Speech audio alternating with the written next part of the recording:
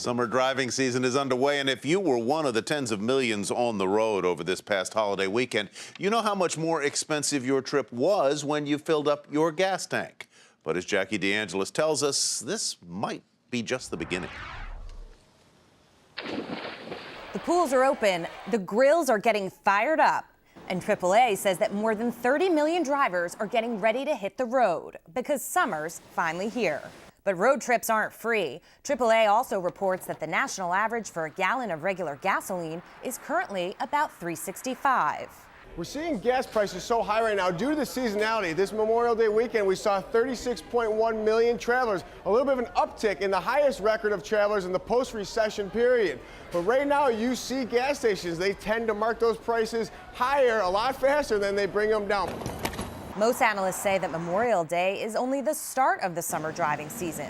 Demand for gasoline usually peaks around the 4th of July. Is there more pain ahead? We do not see the gas prices going down due to the elevated crude prices.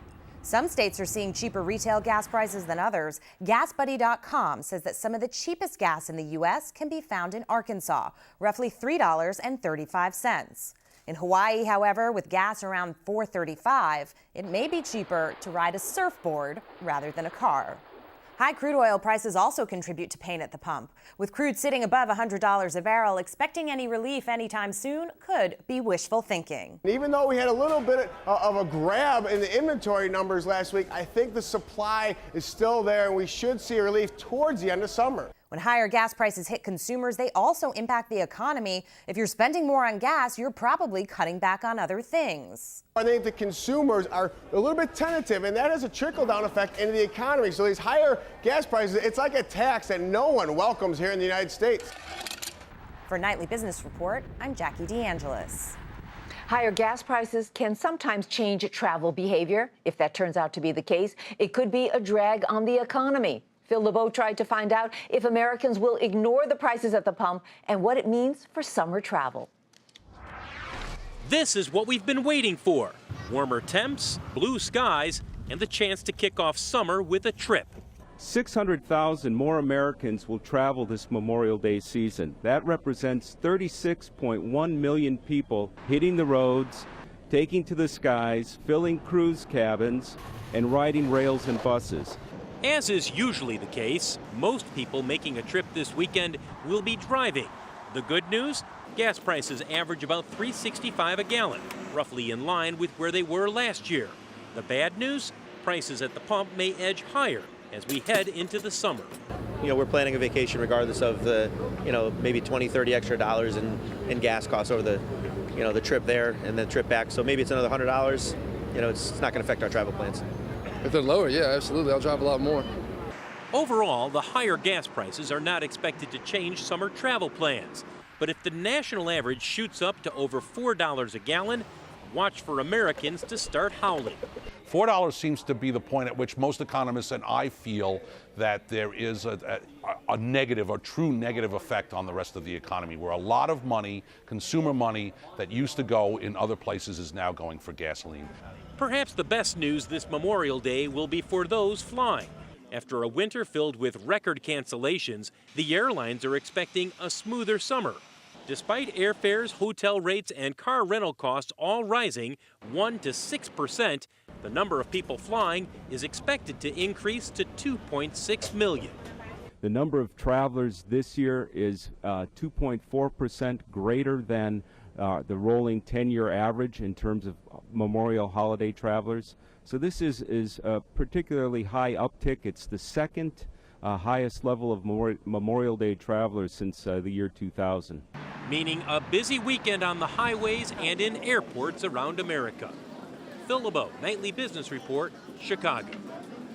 Well, whether you're traveling by car or plane, you'll want to know where to go. And here to tell us about some of the best places to visit this summer is Mark Orwall. He's international editor at Travel and Leisure magazine.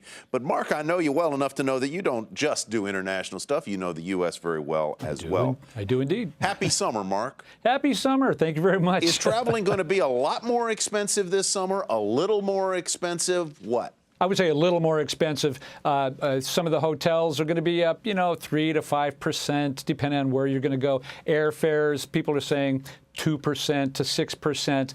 How that translates into your summer travel budget depends on your family, but generally speaking, it's not going to be enough to hinder travel, and a lot of people want to get out there anyway. All right, so it's already Memorial Day weekend, and so if you want to go, let's say, to Europe, some of the big capitals, Rome, Paris, London, is it too late to get a good deal? Not too late, no. If you want to, especially if you want to book towards the end of summer, you're probably in a pretty good pocket right now to book your trip. Timing can be everything, so what you're going to want to do is go back and check airfares day after day. Use all of the websites and apps at your disposal. Are there places that are off the beaten path? Susie mentioned the great cities of Europe. That are off the beaten path that are interesting, maybe represent bargains. That are either in our hemisphere or anywhere. Absolutely. There are some places that are off the charts right now, but that are going to be big, I think. For example, Nicaragua, people are calling it the new Costa Rica, and yet prices are half of what you're going to find in Costa Rica. Ecuador. This is one of the most fabulous family-friendly destinations, especially if your kids are old enough to appreciate things like side trips to the Galapagos Islands. I also want to mention the Azores. These are a group of islands, an autonomous region of Portugal. It's sophisticated, great food, wonderful beaches, only a 4-hour flight from Boston, and great bargains. Mark, do you need a travel agent to get the best bargains, or are you better off doing it yourself? I always like to do my own research, but I never hesitate to go to a travel agent. I just booked a cruise recently for my family. We went through a travel agent. But, you know, they often can get you discounts that you can't find anywhere else, and they will almost always be able to give you great travel planning advice. Have the cruise lines had to reduce prices to lure travelers back? Because, of course, they've had some notable publicity problems with illnesses and breakdowns. Right. In general, the cruise lines have not had to reduce their prices. In fact, they've been inching upward for a number of years. The old days when you could get a cruise cabin for $50 a night, those days are gone. You're actually paying a good value. You're getting a good value, but the cruise lines, generally speaking, aren't having to reduce their rates now. Give your best advice for a family of 4, the parents and 2 kids, like, 8, 10, 12.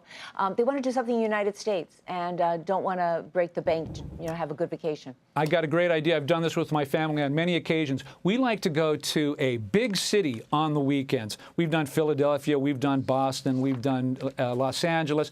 The thing is, the business travelers are gone, and the hotels are desperate to fill the rooms, oftentimes at rock-bottom prices. Plus, you have fewer crowds and you're still going to be able to enjoy the museums, all the great restaurants, the zoos, gardens, all of the amenities that most big cities have. Great place for kids is my hometown of Washington, D.C. on a weekend.